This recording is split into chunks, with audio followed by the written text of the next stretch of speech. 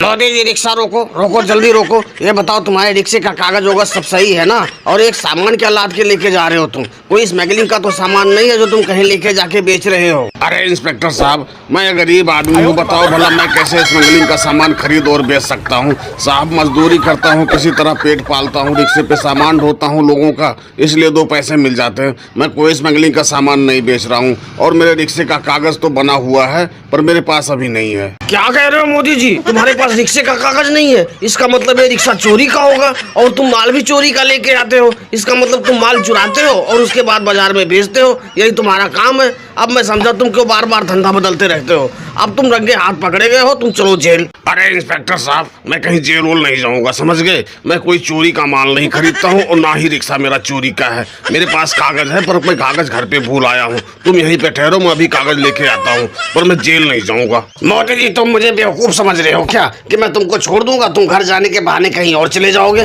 फिर मैं किसको पकड़ूंगा ये बताओ? और वैसे तुम्हें कागज घर पे क्यों छोड़ के आना था? अपने साथ रखते।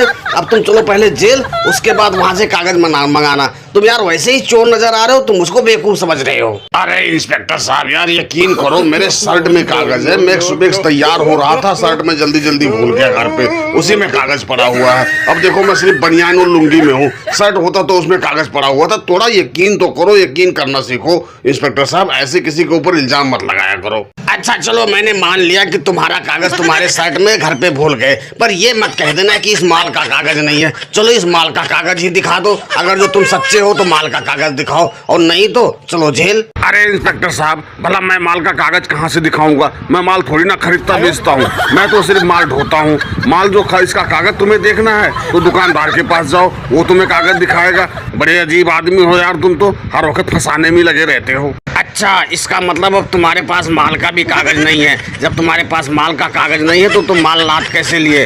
अब तुम पकड़े गए हो, अब तुम्हारी कोई नहीं चलेगी। अब तुम चलो जेल सीधे, बस और कुछ नहीं मैं सुनना चाहता। इंस्पेक्टर साहब इस तरह परेशान करके कोई फायदा निकलने वाला है नहीं। ऐसा करो कुछ ले दे के मामला रफा दफा करो, क्यों परेशान कर रहे हो खामखा?